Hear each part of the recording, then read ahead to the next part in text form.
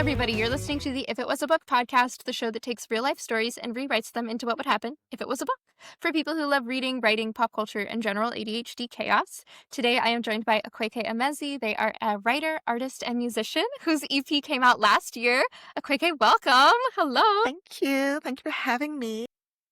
Thank you so much for being here. I'm like, oh my God. Akwaeke's 10th book, Son of the Morning, is coming out November 4th. This is a steamy paranormal romance set in the Black South. Akwaeke, how would you describe your newest book? What can readers expect? What can readers look forward to? So, Son of the Morning is a love story involving Lucifer, the devil. He comes topside to Earth, and there he meets Galilee Kincaid, who is a woman that's been raised by a Black matriarchal family in the South. She has a power that she doesn't really know what to do with. She meets him. It gets really spicy really fast. And he can tell that she is not actually human, which she doesn't know. So then, it's the story of their attraction to each other. Her family is obviously against it because he's the devil. His princes of hell are against it because she's not human and she has the power to harm him. And so both of them are in this forbidden little attraction while she discovers more about herself and steps into her power. Yeah. Oh my God, it was so good. I finished it over the weekend. Absolutely loved it. And Akwaeke, you do this amazing thing where you make every character so interesting and fun. Like, Galilee's friends are so fun. Like, Oriaku, I would love for you to write a whole book about her because she seems so cool. Oh my God, she sounds so cool. And of course, Galilee and Lucifer have a beautiful, wonderful romance. They do get steamy real fast and they're having a great time. Truly a fantastic novel. It's open for pre-orders now. Believe me, you need it. It comes out November 4th. This podcast is a little bit different from most, where we actually give the listeners a little peek into your brainstorming and writing style by taking a real story and rewriting it into what would happen if it was a book. Akwaeke, you have chosen one of our listeners' stories to rewrite today. Is that right? Yes, I saw the summary of it and I was just like, that one, that's excellent. So this memory was submitted by one of our Instagram followers at Pages of Belle Rose, and they said, I was accused of cheating on him with a ghost. Not even a joke, a literal ghost. He came up to me and accused me of cheating because I hadn't texted him during a school lockdown, and when I asked who he thought I was cheating with, he hesitated. Eventually, I pressed, and he admitted that he thought it was a ghost. Our school was near a cemetery, and he thought I was sneaking out to meet with the ghosts. So I love that. Immediately, I'm just like, yes, of course. I love that he was, dead certain. He was like, no, really an actual ghost. So do you have any first thoughts on what you'd like to do? Do you want us to have a character date a ghost? Do you want that to be a misunderstanding? What would you like us to do? I want it to be that she is actually cheating on him with a ghost, and she proceeds to gaslight him completely about the fact that she's cheating on him with a ghost because Love it. Okay, so amazing. I think that where we should start is, how did our main character and a ghost meet? Well, he gave us the setting, right? So he Right. said she's sneaking off to the cemetery. The cemetery is near the school. Mhm. So she sneaks off to the cemetery one day. Apparently, it's a thing she does. Mhm. And she meets the ghost there. And maybe at first she thinks the ghost is a person, because ghosts Right. would not be your first thoughts if you Yeah. see someone in a cemetery. And maybe she starts having conversations with the person. And then, he comes out as a ghost at some point. I love it. I feel like we could pretty easily make it, maybe she was bumming off school to smoke or something. So she's going to Oh, the perfect. cemetery to have a smoke, and then I what would be kind of ironic and fun is if the ghost perhaps passed away from lung cancer and is like, hey, do you know that those things So kill you? she gets lectured by a ghost. That's how they meet. Yes, he's like, hey, what are you Love it. doing? He's like, those will kill you, Yeah, I know. I'm very familiar with what happens if you smoke. Speaking from experience. Right. So, okay, we've met a ghost. We've met a ghost, How do you a think slightly that- lectury ghost. Is the ghost her age? Is the ghost a little older, a little younger? Maybe a couple of years older if they've passed away from lung cancer. I'm going to say you have to have smoked for a bit there, right? True. But it doesn't Is have to be she a lot vaping? older. Ooh. my God, we're so contemporary. Okay, yeah, let's have her be vaping. So maybe he was a smoker and she's vaping, and he's like, you know, it's the same thing, right? Like, it's still Right. going to kill you, even if it tastes like, I don't know, mango. I Yeah, hear rumors. I've never smoked a day in my life, that's okay. but I hear that vapes are Yeah, delicious. I have also heard that vapes are delicious. Yeah, I have. Yeah, I. It's not really my thing because my parents like lied to me as a child because my grandfather did pass away, and they were like, Hmm. "It's from smoking. He passed away from a heart attack." But because of that, I was just so traumatized. They were like, we're going to condition you young. My parents smoked as well, but even as a kid, I was like, oh, this is going to kill them. So I would like hide their cigarettes, which smokers do not appreciate. I can tell you that right now. Yeah, yeah. Okay, so he's a smoker, she's a vapor. I feel like that could have some fun. He's made of vapor, and I feel like we could do something with the title with vapor as well. To like, okay. Anyway, Ooh, I didn't even think about a title. we don't always do them. Only if something comes to us, you know. I do enjoy titles. I usually start my books like knowing the title first and Oh, then okay. writing the book. I love that. That makes sense. I was just thinking about you made a fool of death with your beauty and Yeah. of son of morning, and I was like, yeah, that makes sense because It all tracks. it all tracks. Yeah, I'm picking up what you're putting down. So I think that we should begin with emotional cheating because I'm Definitely. gonna say that she's like going out to meet this guy, but Also, I think it would be physiologically difficult to sleep with a ghost, but then we're really getting into like how solid is this ghost? I think we've decided he's made of vapor. Fair, fair. This is a So very deep definitely emotional cheating first. yes. So, and maybe I don't know how she figured out that he was a ghost, and we can decide that. But perhaps Mm. that's then her justification behind like why it's not cheating is like he's literally made of vapor. Like what are Exactly. you? Like he's not a real person. It's like, Hmm. it's like such a terrible example, but just in terrible in terms of AI. It's like, oh, I have Hmm. an AI boyfriend. Am I cheating or not? That's not a real person. So she's like, this is not cheating. This is just, my ghost friend. So now my question is, how does he find out? I think so. They go to the same school, right? So I think the easiest time to bum off of school would be to go during lunch. So Hmm. maybe she's just like never there at lunch, and he's like, "Hey, this is like one of the few times that we can hang out.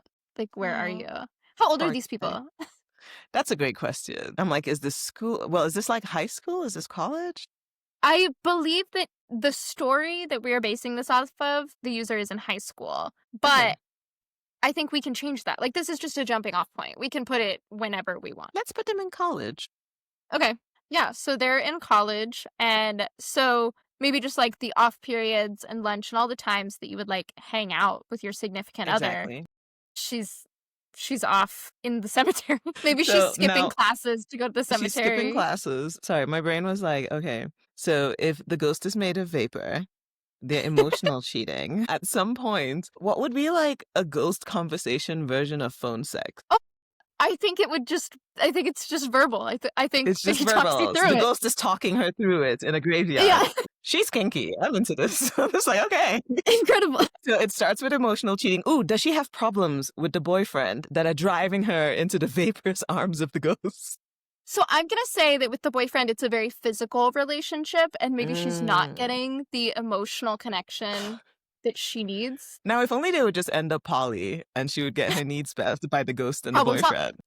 Hey, we're writing it. You actually can do that if that's something that you want. Okay, so You it get to starts with the decide. emotional cheating. He notices that she's not around, so he follows her? Yeah, I think maybe he follows her, or maybe he just like sees out the window one day or like a couple of days, like the Mhm. direction that she's heading. Maybe it's like an intervention situation where he's like, "Hey, you can't keep skipping classes. Like you're paying for this Mm. degree and you're never Your in grades are gonna slip. school." So I think that it would just be yeah, something of like an I'm worried about you situation and then Mhm. coming to find maybe he's like there during the talking through. No, because we were saying that Ooh. he finds out while it's just emotional. So wait, never. But does he find out when it's just emotional? Well, that was her justification during the I thought her confrontation. justification was that the ghost was vaporous. Okay, so even So even so if even they if had he's progressed, it talking still doesn't count because it's not a real person. I would argue that phone sex I mean I would argue that emotional cheating is still cheating, but I would also argue that phone sex I don't know It's that still you can really sex. play that off. I feel like if it's a ghost, you've got a lot. Like, I think The ghost part There's a of lot of it is very leeway. crucial to this whole thing. What if he okay, this is going to get it's going to Okay. escalate a little bit. What if she does start having verbal sex with the ghost in the Mhm. graveyard Mhm. and then, says the ghost's name while she's with her boyfriend, like either during sex or while she's asleep? And then the boyfriend Mhm. thinks it's a real person at first and starts stalking her Yeah. and He's then gonna go beat realizes that the that only guy place she up. goes is the goddamn graveyard. He's going, like, ready for a confrontation. He's punching air. Yeah. He's like, I'm going to handle this. I'm going to win her back. I'm going to, beat the hell out of And then Then he's a she's. ghost. Oh, so like, can he see the ghost? I think that if we're gonna say it's ending poly, he needs to be able to see and or hear the ghost in order to, like, go from, like, a talking through to a, like, telling him what to do situation. Ooh. I think maybe we start with him being able to hear the ghost. Okay. And she tries to lie about it and be like, you're Okay. literally hearing things, but the ghost disagrees with her about how she's handling the situation He says, and "No starts gaslighting on my watch." No, absolutely not. This is a ghost with values. That's right. And maybe he starts haunting the boyfriend. And Okay. slowly, as they're having these conversations, I think maybe the boyfriend's ability to see, everything just always ends up gay at some point in my stories. I'm just like, it could start out not that way, and now we are in a bisexual, two humans, one ghost poly triad. But maybe as their relationship progresses, like that's how the more he trusts the ghost, or the more of a connection he gets with the ghost, his ability to see the ghost increases. And I like that. And I also think that, like, the issue with the couple to begin with was that they aren't getting that emotional connection. So I'm going to say that both partners are getting that emotional connection from the ghost. Like, this is the emotional bridge in their relationship. Not the ghost doing emotional labor. For real. Yeah. This is so cute. And then the ghost and the boyfriend can gang up against her to get her to stop vaping. Yeah, I think that especially, like, since he died from lung cancer, it's like a very valid, you have to stop this kind Yeah, of. it's very close to his heart.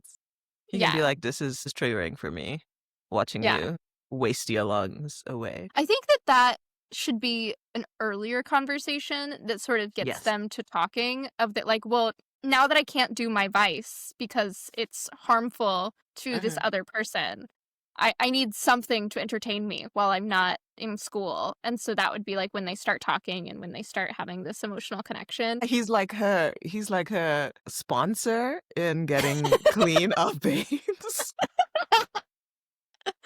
Yes. Very unethical to sleep with your sponsor, I hear, but he's a ghost, so. I believe that's correct. I think you have to get a new sponsor if you're sleeping. But Valid. perhaps we've stopped smoking at this point. I mean, I suppose the addiction is never truly gone, so then you would still need a sponsor. I don't know. If you're sleeping with a ghost, maybe some ethical concerns about having a ghost sponsor are just, thrown to the wayside at this point. I think you're right. So we have this beautiful throuple that begins with two humans who are in a physical relationship that's not very emotionally deep. And then she goes off to the cemetery to smoke and then meets a ghost who, in his journey of helping her stop smoking, they start to fall for each other. Yes. The guy in the relationship, who is a physical human being, comes to the cemetery to confront her about cheating. She claims she's not cheating, and everybody knows she is. Pause. I think we should call the book Over My Dead Body. Yeah, I agree Carry on. 100%.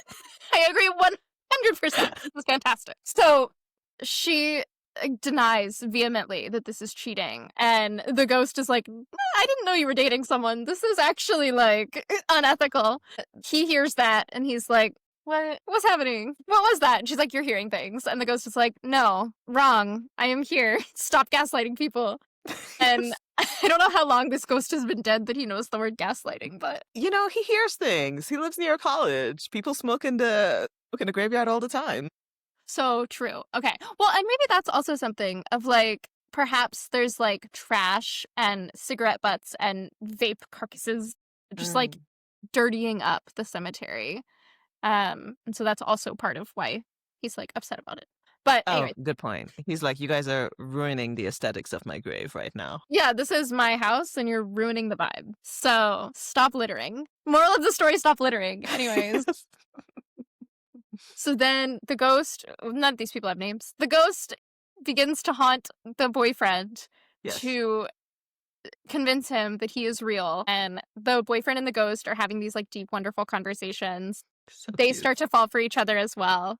Now they're a Adorable. throuple. I'm picturing some like fun dates where like all three of them are What would a there. ghost enjoy? I mean, You know what I do conversation. like? There's like ghost lore Hmm. that apparently ghosts can, it's like you can only move a ghost around. They're tied to like a place or a person. And so maybe the ghost is tied to the graveyard, which is Hmm. why he takes it really personally when it's messy. And so maybe he's been stuck there like the whole time he's been a ghost. And so maybe to move him around, they like chip off a piece of like his headstone so that he can be Ooh, attached to it. And then they can take him to like the movies because he hasn't seen what came out recently and stuff like wait, that. it's so cute. I love that. I also love the idea of like them spending money on the ghost. Like they want to spoil the ghost. And so Yeah. they're like buying an extra ticket because they don't want anyone to sit on him. So they're buying an extra ticket. To have the empty And seat? yeah, Oh, because that's that's where he's sitting. adorable. And they don't want anyone else to sit there. So I think that that would be very nice. And then if they're like going out to eat, they have an empty seat that's there for him. Oh, I love And it. they're just, like, keeping him in mind when they're doing things. I mean, he's there, but, like, I feel like it that's helps supposed to be both of them grow in terms of like emotional consideration. Learning how to consider the ghost teaches them also how to like consider each other. yeah. Well, and I think also the, like, developing a relationship with someone who is not corporeal, then they start to understand that, like, it's not just About physical, the deep. physical. Right. So that because we can't be physical with him. I mean, kinda. Yeah. But then they start to talk to each other in ways they hadn't before. Question. Can the ghost eventually possess either one of their bodies? Whoop. Well, it's about to get real physical for all of them once he starts doing that. That'll be towards the end of the book. That'll be towards the end of the book. And is he going to, so like, if we're going towards the end of the book where they're like having this, like, is it a happily ever after? Is this a romance novel? Or does he like leave? Does he like go Oh. towards the light? I guess it depends on if you want to say that, like, he really completes their relationship and so Hmm. they need him in order to be together, or if you want to say that his moving on was more Hmm. of a, like, helping them bridge that gap situation. I would prefer he stay, but I I'm would not prefer he opposed to him. stays, but I feel like I want him to stay not just because he's useful to their Yeah. relationship, you know? Like, because I feel Uh-huh. like that then he's just kind of like a prop, and I that's going to agree. cause problems in the triad later on because Yeah. it's going to hurt his feelings. He's going to be like, I was just here to be like a band-aid for you guys' emotional problems. And maybe they can have like a little conflict about that at some point where, you know, the humans get complacent and they're so used to Mhm. him being like the emotional bridge. And then he like leaves and goes back to the graveyard because he's like, you don't appreciate me. It's like the third Ooh, act I like that. breakup. Yeah, yeah, And and they so have to like they come have woo to. him back and convince him that they actually do love him for who he is and not what he does for them. Yes, I love that. So, how will they convince him? That's a How great are they question. going How do to you woo prove a their love? ghost? That's another good Well, title, actually. so at least part of it should be that she, like, officially gives up vaping and smoking as, like, a, Yes. "I hear you, I hear the things that are bothering you, I hear your Mhm. concerns, and I want to show that to you," kind of thing, but I don't think that's enough. I feel like Yeah, that's. because that's also kind of like for her. You know, like Mhm. it helps her more than it helps him. Maybe he had like unfinished business. Maybe he had like Okay. a family member who, I don't know, there was something, a precious item that he never got to give the family member because he hid it somewhere. And they do like a task for him for his Mhm. like for his living loved ones. And depending on when he died, depending on how old the people are, maybe they go and find, and he's like, oh, I wanted my sister to have this piece of jewelry, but she never got it because I left it in a safe, like some little quest. and then they Yeah. go and do the quest, or they, bring the little rock and convince. And like, I just had this image of them like peeking through the window of like his sister and her family and like the life, and he didn't get to see her, and they had to go hunt her down or like stalk her and find out where she lives or something for him, I think. Agree. I like that. I feel like that then brings two options for me for an ending. Hmm. One of which is that they complete that task and then that's like his unfinished business. And then they have a Yeah. conversation about, like, okay, we have done this for you. We love you and would love for you to stay, but we understand if this is the time that you need to move on. And they're putting that entirely in his hands and letting him Hmm. know that, like, you don't have to stay for us if that's something that you don't Yeah, we want. want you to stay because we want you, not because we need you for our relationship anymore. And then another ending option would be that he knows for whatever reason that Hmm. the quest has been completed. Because the boyfriend was not able to see the ghost originally, I believe that he has the ability to remove his visual form. So I'm going to say that he then does not make himself visible to them. And that's where we see them continuing to make space for him in their lives, where they're buying that extra movie ticket and leaving a seat for him. They're having that extra seat at the table and they're doing all these things, assuming that he has passed on, but But then, like, he's he still has not. there, just stalking them. He's still there, just, like, still kinda mad, and then he, like, gets over it over time, as he sees that they still think about him even though he is not actively being helpful. That's so much. I think it depends on which genre of book it is, Mhm. right? Because if it's a romance novel, then, it's the happily ever after. If it's Right. not, then, his unfinished business would help him float on. But I think let's make it a romance novel because I like it. I love the idea of, him fading away and them assuming that he's passed on, but really he's just fucking testing them. And then I think it's so, like, sweet that they continue all these things and they make space for him and all of that, and then okay, so if we do it that way, how does he, like, reveal himself to them, like, at the actual end, where he's like, "Oh, you passed the test. I'm here. We're gonna live happily ever after." Maybe they so the couple has gotten better at communicating to each other. They're Mhm. in a deeper relationship now. Perhaps they're moving in together, and they're making sure Mm. to have a third stool, a third chair at the table, all of these things to, like, show that this is a three-person relationship, even though Mhm. there's only two people here as far as they know. And I'm gonna say he's just gonna, like, appear in one of those chairs and be like, Oh, "Thank you." that's so cute. Like maybe they're having, their final or like their housewarming dinner, like the two of them with a place set for him. Oh, And then they're making a toast. And in making the toast, he appears in the third seat and like completes the toast with them. yes. Yes, I love that. I think that's wonderful. Wonderful. We did a great book. I love this. This is wonderful. Yes, I love it as well. Is there anything that you want to add or want to change about the story? Anything that you feel is unfinished? I think at some points we should thread in through the story like the necessity of them having to kind of keep it a secret so that their families don't think that they are psychotic and like Introduce them to hallucinating. the ghost? No, I think that's fair. I think that's fair. Yeah, I hear you.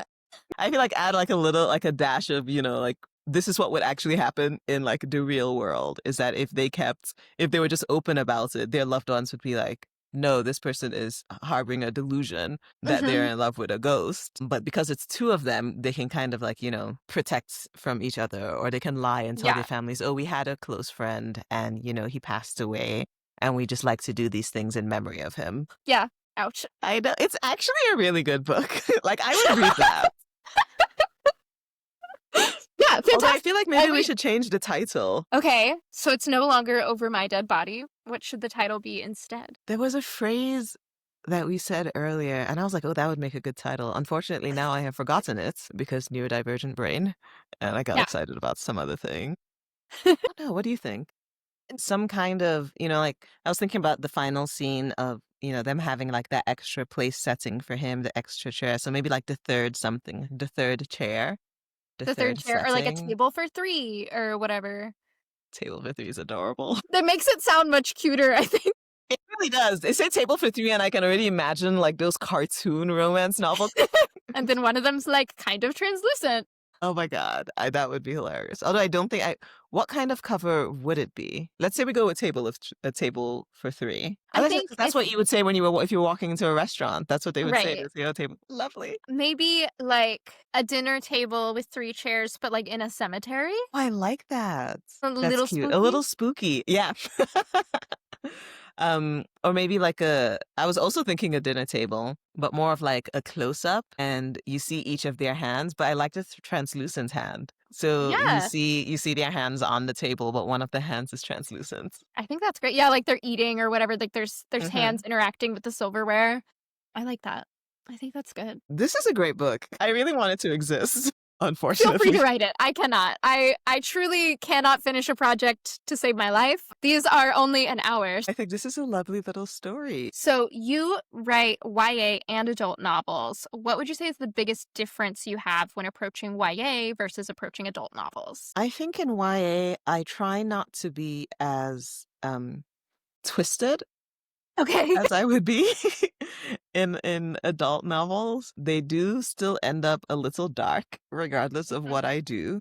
My last YA novel came out this April, and it's called Somadina. And I was reading through it, and I was like, "My goodness, this girl is so traumatized. Like, so many traumatizing things happen."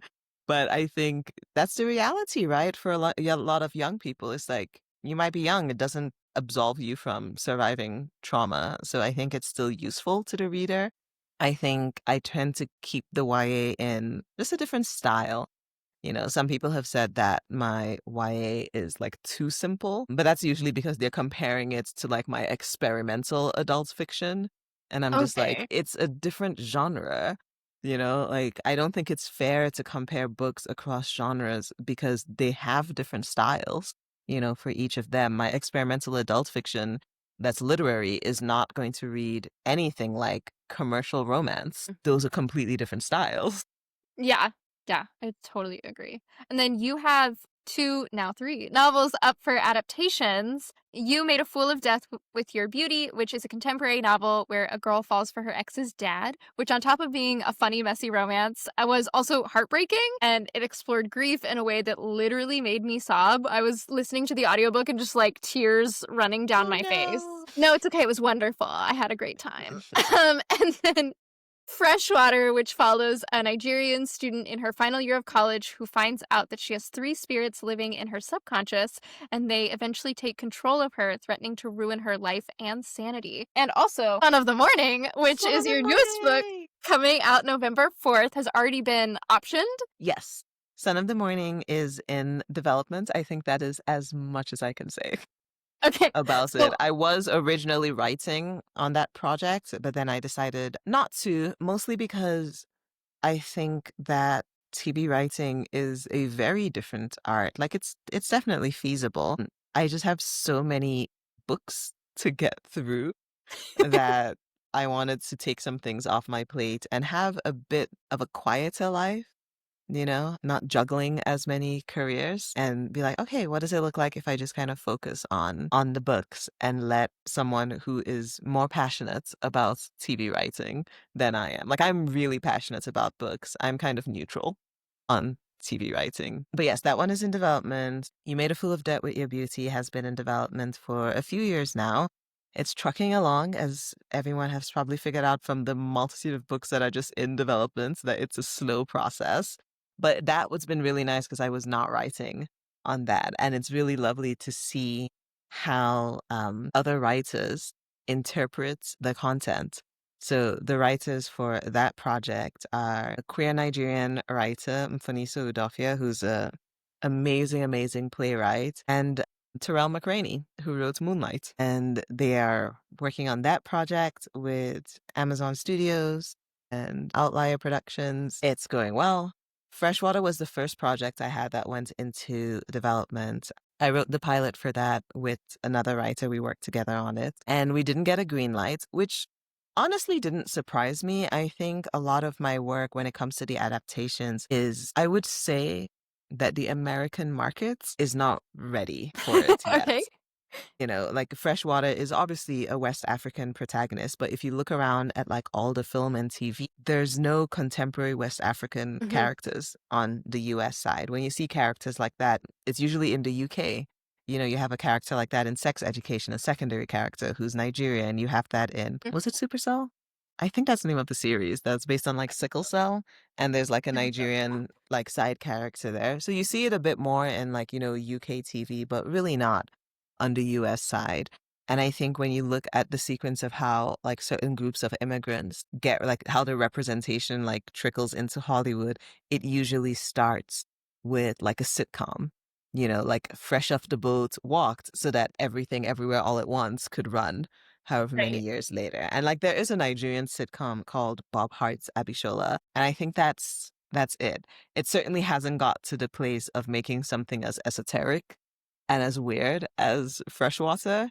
And I think with a lot of my other books, such as, The Death of Vivek Oji, which is like lovely, but it's not set in America. And so a lot of my work kind of ends up in this in between position where it's too African for Hollywood, but also have then said, oh, let's, make it in Nigeria because Nigeria has a huge film and TV industry. Unfortunately, it's too gay for that industry. So it just kind of ends up floating there until one or the other, like until the world catches up. That's the problem with being a trailblazer. It really is. Like it's actually kind of annoying. Yeah. I'm just like, oh, I have to wait. But when they made Good Omens, disclaimer for the kind of person Neil Gaiman is, etc., etc. But that Yes. book came out in the early 90s. Yeah. And it took 3 decades for. I just find it, again, really irritating because I would like to see things on screen. I don't want it to be where it's like, decades after my death and then finally everything has caught up. But at Mhm. least the books exist, and I get to see it in my head. Did I understand correctly that you have made some short films? Yes, I used to be a filmmaker. Perhaps we could make some short films. No, I decided to stop. It's a very collaborative process. I do not actually thrive in Okay. collaborative processes. Like I'm not great at working with people. I do find books to be collaborative, but it's a very like tight collaborative process. It's like me and my editor and my Mhm. agent. And I'm just like, yes, this is a nice tight group. Whenever it becomes like a larger team, I really have a hard time with that. Mostly because people don't say what they mean, and it gets really hard to kind of navigate the social pitfalls of not understanding what's going on and being deeply perplexed by all the undercurrents and people's motives. And I'm very direct. I'm very like, oh, this is what I want. I think we could do this. And then people get weird because they don't want the same things, or it's exhausting. Quite frankly, Mhm. that level of social interaction is exhausting for me. So I was like, I'm just going to go do my books by myself where I don't have to deal with you guys. Yeah. And it seems to have been working well. You've put It's out going great. 10 books. We're chugging along smoothly with the books. Well, I like to end every episode by getting some book recommendations from you. So, the first question is the hardest. What is your all-time favorite book or series? Just going to group everything under a body of work. And it's going to be Any and Everything by Becky Chambers. Like, I'm sure I have a lot of favorites, but Becky Chambers' books always like stick with me because I cried my eyes out reading them. I guess you could describe the books as cozy, Hmm? or hopecore, but I read them and I was so sad that I didn't live in a world like that. It was emotionally devastating, but it was also hopeful. It was also like, oh, we can, because it's all, I guess technically dystopian or post dystopian. It's like sci-fi. So it's like after, the machines have risen up, and then it's all about how humanity like cobbled itself back together into something better. And that's the part that I love because I'm like, I feel like we need that imagination of a world that can be better than this, but also specifically of a world that survived what's going on now. People read like Octavia Butler's work, right? That is kind of, the worst case scenario of like, oh, the world moves along this track and then this is how shitty it's going to end up. And Becky Chambers goes, the world moves along this track and then we do something different and we end up in this world that doesn't even use money, like it's amazing. And I'm always so in awe of that kind of storytelling because even my imagination couldn't create like that much hope, you Yeah. know? So yeah, anything by Becky Chambers, read all of it. My next question is, what was the last book you rated 5 stars? Or if you don't rate books, what was the last one you read that you cannot stop thinking about? Read, it's actually a trilogy. It's by, I think the name's pronounced Mai, M-A-I, Mai Corland.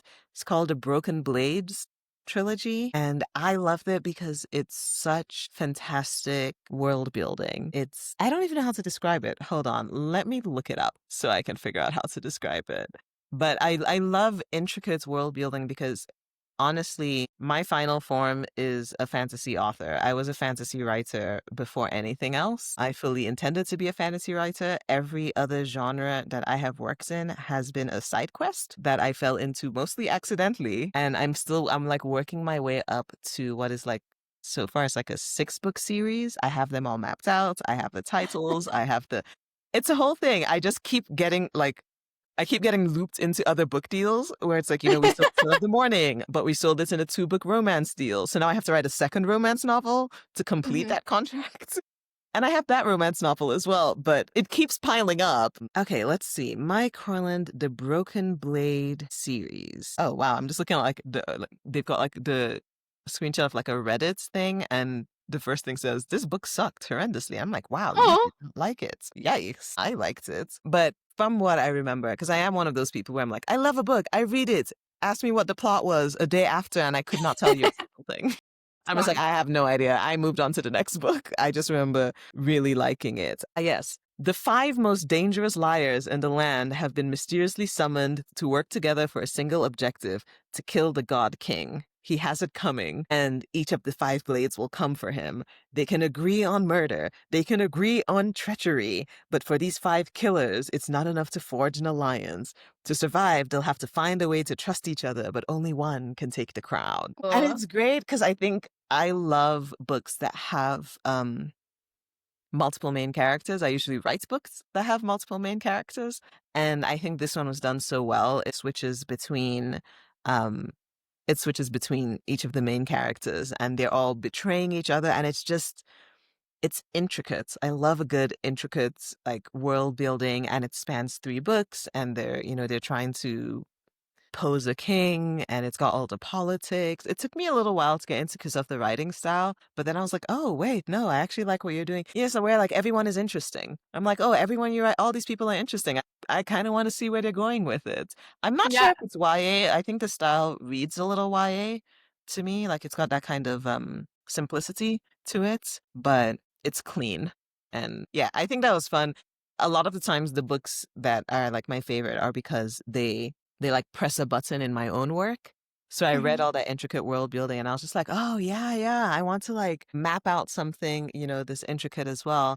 And then I was reading this gay romance writer named Damon Suede and loved the books, but he has such like it's very much gay erotica, quite frankly, but he has such beautiful like turns of language. He was describing someone who was like really happy with something like their lover was telling them, and he said like, oh, my heart like rolled in my chest like a bear cub. And I was like a bear cub? And it was like such a precise image because you could just imagine like a happy little cub rolling around. And I love little turns of language like that because that's something I love doing in my own work. So yeah, that's when the books stick with me, is when they kind of like spark something that I'm like, I'm gonna carry this into my work. That leads us well into our next question, which is, who is/are your writing inspirations? I think I'll go with the very, very first ones I had when I was like writing my first book. And it was Toni Morrison because I had been briefly in an MFA program and they were always like, write a sentence as clean as a bone. And there was this idea that your sentences had to be like stark and sparse. And Toni Morrison did not do that. Like her sentences were clean, but they were like lush and full and beautiful. And I was like, great. So I can do that. Lovely. And then there's a Nigerian writer, Helen Oyeyemi, who writes really weird fiction. Her books are so strange. I love them. And she's been writing books consistently for years. And I feel like those were the two writers that when I started out really gave me permission to lean into my own writing style, being like, you can be as weird as you like, and you can write as beautifully as you like. And both of those things are okay. Do you have any advice for aspiring writers? And if not, what was the best advice someone gave to you? I can do both. I think the best advice someone gave me was to build a wall around my writing and not let anyone in until I was ready because everyone else had a different, and this is really like industry advice. They're like, everyone else has a different intention. And it's not to create the best book. Like your agent is actually not trying to help you create the best book. Like they want it to be good, sure, but they want to create a book they can sell. The publishers want to create a book that can sell. The only person who really is going to defend like the full artistic integrity of your work is you. So take that responsibility seriously. But then the advice I would give is learn how to finish a book. Like writing a book is very, very different from finishing a book. And I feel like people can get stuck into writing indefinitely, wanting it to be perfect, keeping that wall up around the work for too long. And at some point, you have to learn how to finish it and then let it go and let it be imperfect and understand that that is the job of like your team and your editor. And that's the whole point of why publishing takes 18 to 24 months is that you have all that time to like clean it up. But you got to learn how to finish and then you got to learn how to let go. Then my last question is, what book are you most looking forward to coming out within the next year or so? Okay, I'm going to be an asshole. Mine. I have One of the morning. not even that one. Like, yes, Okay. absolutely. Very much looking forward to that. But I also have another book coming out next year that I don't even think I can, and I don't even think I can announce. But it's like my first adult, like full on fantasy book. Like, it's not a romance, it's full on fantasy. I just turned in the edits. It was 175,000 words. So the PDF was almost 600 pages long. And it's like the first time I'm really giving myself space to do like traditional fantasy world building. So very excited for Son of the Morning and very excited for the mystery book coming out Yes, this year. Mystery 2026 book. Yes. That's so exciting. Oh my god, congratulations. Oh my god, I can't Yeah. imagine you put things out so quickly. I can't imagine. I know. It's really a lot. That's like book 11. And then I had this realization, like I'm 38 now, and depending on when book 12, because I have my books scheduled up to like Mhm. book 20, and under contract up to like book 13. So 11, 12, 13 are already under contract and scheduled like a book a year. I decided to slow down and only do a book a year because sometimes I did two or three. And I was like, that's enough. Let's just do one a year. But I was like, oh, by the time I turn 40, I will have at least 11 books, possibly 12. And I was like, that's pretty good. Like, that's pretty solid. Very good. Okay, bonus question just for the sake of it, because I'm thinking about it right now. Since you are Mhm. putting out so many books so quickly, what would you say is the biggest challenge whenever you approach writing a new book? Well, part of it is like focusing on that book because there's usually like three other books after that that I'm like kind of thinking about. So it's like you have to ignore all the unfinished books that are sweetly calling your name and actually focus on the book that's in front of you. And I think the hardest part is that it's always so goddamn slow. It's so slow. It never gets faster. Like it's just so tedious. And I think a large part of craft and learning how to finish a book is like being okay with the tedium and learning like to still show up and do the edits and revise it, even when it's, boring the shit out of you. I will say that with fantasy, it wasn't boring because I'm just like, there's magic. Finally. Lovely. But I have had like rough periods where I was like depressed or there was a lot going on in the world and I still had to show up and deal with edits and I think again it's just the slowness. Like I start a new book and I'm like I can see the whole book in my head, but then typing is so slow and it's like you're typing as fast as you can and it's like, oh, 1,000 words. And you're like, oh, 40,000 more to go. And then you just have to keep doing it every single day as often as you can, just over and over. And I'm just like, I wish I could just like teleport the story from my head to the page But that's the craft of it, right? It's just like typing it out. And then I have to remind myself, hey, you've done this quite literally 11 times before. And you know that you just keep chipping away at it. And then one day you look up and it's a complete manuscript. And then, like, the dopamine, I don't know what endorphin it is, but the rush you get where it's like, it's complete. And I put the title on it, and I put my name, and I put my word count, and I send it to my agent, and I'm just like, another one. And it's like so much satisfaction because you know how hard it was to get to that Yeah. point. It never gets easier. I wish it would, but really, like, again, I've done this 11 times. Sucks every time. It's so slow. Well, book number 10, Son of the Morning, is coming out November 4th, and Yes, it is available for pre-order right now. the copies, there used to be like a standard edition and a deluxe edition, but then everyone kept pre-ordering the deluxe edition, so the publisher actually took away the standard edition for now because Ooh. only like 18 people pre-ordered it. So now it's just like the deluxe edition. And the cool thing about the deluxe edition is that it's got technically two covers. So Oh, you've got the jacket that has the wings on it, but then when you take off the jacket, on the actual cover itself, you'll see the same thing, but without the wings. So you'll see what she's wearing. And yeah, the wings act as a cover. So it's got two things. On my TikTok, it's one of the pinned videos where like it's got like a video that lifts it up so you can see the full thing. And it's going to have sprayed edges. It's going to be super cute. that sounds so cool. I love when an undercover has like beautiful art on a hardcover.